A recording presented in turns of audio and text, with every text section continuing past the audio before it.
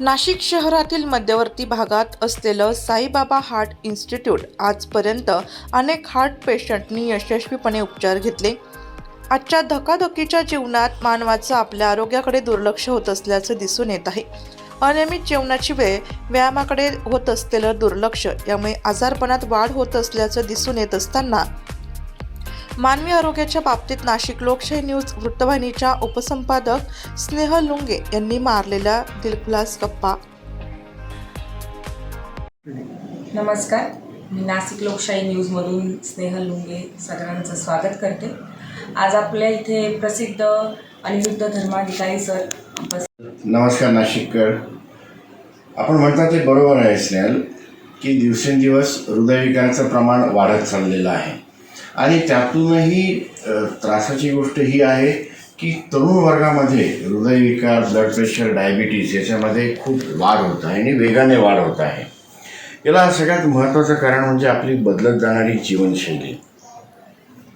पूर्वीची जीवनशैली काय होती की सूर्यास्तापूर्वी उठायचं, प्रातर्विधी करून व्यायाम करायचा, भरपेट नाश्ता करायचा, कामावर जायचं, दुपारी 1 ते 2च्या दरम्यान जेवण व्हायचं आणि सूर्यास्ताच्या वेळेस परत येऊन साधारण 7च्या वेळेस जेवण होऊन रात्री लवकर झोपायला जायचं.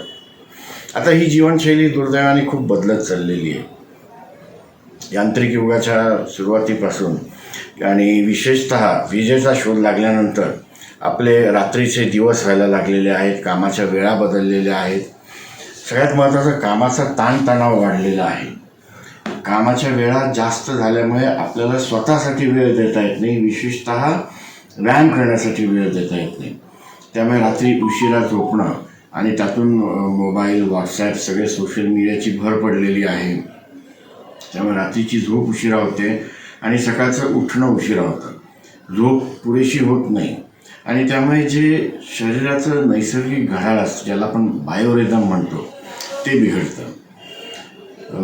सकाळी उशिरा उठल्यामुळे व्यायाम करायला वेळ मिळत नाही. पटकन आवरून कसंबसं चहा, बिस्किटं किंवा चहा खारी खाऊन किंवा काहीतरी किरकोळ खाऊन लोक कामाला जातात. दुपारी डबा खातात आणि रात्री उशिरा घरी परत येणं होतं. उशिरा येऊनसुद्धा भरपेट जेवण होतं आणि जेवण केल्यानंतर जे शतपावली करायचे पूर्वी ते होत नाही आणि लगेच झोपायला जातात. तर ही जी जीवनशैली बदलते आहे त्याच्यामुळे हृदयावर विपरीत परिणाम होत आहेत. हृदयविकाराचं प्रमाण वाढतं आहे.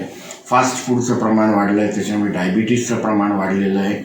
आहारात जे प्रोसेस्ड फूड आहे त्याच्यामुळे ब्लड प्रेशरचं, विशेषतः मिठाच्या अतिरिक्त सेवनामुळे ब्लड प्रेशरचं प्रमाण वाढत चाललं आहे. आणि आपल्या सर्वांना माहिती आहे की ब्लड प्रेशर आणि डायबिटीस हे दोन्ही हृदयविकार होण्यासाठी घातक घटक आहेत किंवा रिस्क फॅक्टर्स आहेत. याचं प्रमाण वाढलं की आपोआप हृदयविकाराचंही प्रमाण वाढतं. मानसिक तणाव जो आहे तो दिवसेंदिवस वाढला आहे. स्पर्धेचं युग आहे हे, आणि मानसिक तणावामुळे आपल्या शरीरात जे बदल होतात त्यामुळे सुद्धा ब्लड प्रेशर वाढतं आणि हृदयविकाराचं प्रमाण वाढतं. Thank you sir. तुम्ही सांगितल्याप्रमाणे सगळ्या गोष्टी तशा आहेतच. आम्ही प्रयत्न करू की ही पिढी जे रात्री झोपणं झालं किंवा जे फास्ट फूड खाणं आत्ता सध्या जास्त ट्रेंडी आहे की लोक एक वडापाववर झोप काढतात, जेवण स्किप करतात का तर ड्युटी अवर्स तसे असतात. आम्ही यांना प्रयत्न करू की तुम्ही जे सांगितलं की त्याच्यात आम्हाला यश मिळावं. आणि सरांना परत एकदा धन्यवाद की तुम्ही आम्हाला एवढी छान माहिती दिली.